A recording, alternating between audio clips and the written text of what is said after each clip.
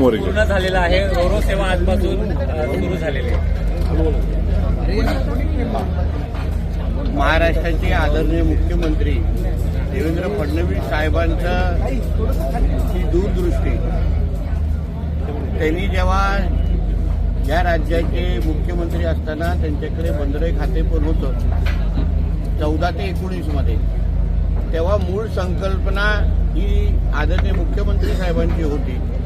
हे मुंबई आणि कोकणाला जलमार्गाने आपण जोडलं पाहिजे, जेणेकरून पर्यटन आणि व्यापार याला चालना भेटेल, प्रोत्साहन भेटेल आणि मोठ्या प्रमाणामध्ये कोकणाचा आणि मुंबईच्या दृष्टिकोनातून विकास साधणं आम्हाला सोपं पडेल.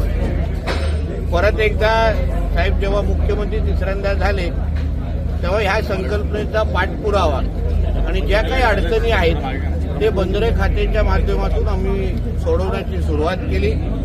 केंद्र आणि राज्याच्या असंख्य परवानग्या आम्ही देवेंद्रजींच्या मदतीने, आदरणीय मुख्यमंत्री साहेबांच्या मदतीने आम्ही सोडवल्या, मिळवल्या आणि आज जो वर्षानुवर्ष जो आमच्या कोकणातल्या जनता जिची वाट पाहत होती 84 पासून, ते आमच्या कोकणाला आणि मुंबईला जलवाहतुकीच्या निमित्ताने जोडण्यात यावं, त्या दृष्टिकोनातून पहिले बोट आज आपण विजयदुर्ग, देवगड, सिंधुदुर्गाकडे आपण सोडतो आहे.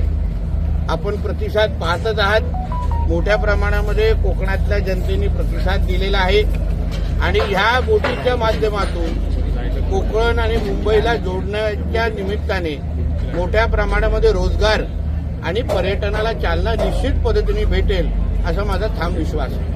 साहेब, 1900 तब्बल 45 वर्षांनी 81 मध्ये ही बोट, 84 मध्ये, आज 42-44 वर्ष होत आहेत आणि अनेक लोकांनी अनुभव कथन केलेत. कशा भावना निर्माण होत आहेत मनामध्ये? निश्चित पद्धतीने समाधान वाटतो की आज मी मंत्री, बंदरे आणि मत्स्य विकास मंत्री असताना आणि सिंधुदुर्ग जिल्ह्याचा पालकमंत्री असताना ज्या कोकणाच्या विकासाचे स्वप्न आमचे आदरणीय राणे साहेबांनी पाहिले आणि आमच्या सिंधुदुर्गाला आणि कोकणाला जगाच्या नकाशावर जिने आणून ठेवलं, त्याच राणे साहेबांच्या स्वप्न पूर्ण करण्याची संधी आज मंत्री म्हणून मला मिळालेली आहे. मी तर म्हणेन ही तर सुरुवात आहे. अजून खूप काही गोष्टी पाहायच्या आहेत आणि अनुभवायच्या आहेत आणि आज इथं फक्त विजयदुर्गपर्यंत आज सुरुवात केलेली आहे. अजून रत्नागिरी, सिंधुदुर्गाच्या वेंगुर्ला, मालवण, महाड अशा असंख्य स्पॉटपर्यंत आम्ही ही बोट, आम्ही रोरो सर्व्हिस सुरू करणार आहोत आणि म्हणून मी कोकणाच्या जनतेला विनंती करेन की ह्या आमच्या प्रयत्नाला आपण जास्तीत जास्त प्रतिसाद द्यावा. काही चुका झाल्या असतील त्या होतीलच, कारण का शेवटी आमचा हा प्रयत्न आहे. आम्ही बोलत नाही की आम्ही 100% सगळ्या गोष्टी चांगल्याच करू, पण काही चुका झाल्या असतील तर ते आम्हाला मार्गदर्शन करावं, आम्हाला सांगावं. आम्ही चुका सुधारवण्यासाठी आम्ही तयार आहोत. पण शेवटी ही आपली हक्काची आजपासून बोट सेवा किंवा जलवाहतूक आम्ही सुरू करतो आहे आणि म्हणून आपण आम्हाला प्रतिसाद द्यावा, आमच्यावर विश्वास ठेवावं. हे चालू करण्यासाठी माझ्या बंदरे खात्याचे जेवढे काय माझे अधिकारी आहेत, सहकारी आहेत, आमचे सीओ असेल आणि अन्य आमचे सगळे सहकारी, त्यांनी अतिशय उत्तम प्रतिसाद दिला, दिवस रात्र मेहनत केली. याचे जे M2M फेरीचे जे मालक आहेत त्यांनाही मी मनापासून आभार मानेन की त्यांनी एक अतिशय उत्तम सुविधा सोय आमच्या कोकणाच्या लोकांसाठी सुरुवात केलेली आहे. मला वाटतं एक चांगली सुरुवात आहे. आज 8 वाजल्यापासून ही बोट सुटणार होती, म्हणून आता आपण अगर सगळ्यांनी परवानगी दिली तर आपण कोकणाकडे ही बोटीला रवाना. धन्यवाद. विशेष करून विमानतळापाठोपाठ नंतर ही बोट होते, कारण की विमानतळाचं एक स्वप्न मोठं होतं आणि त्यानंतर हे बोटचं स्वप्न आहे.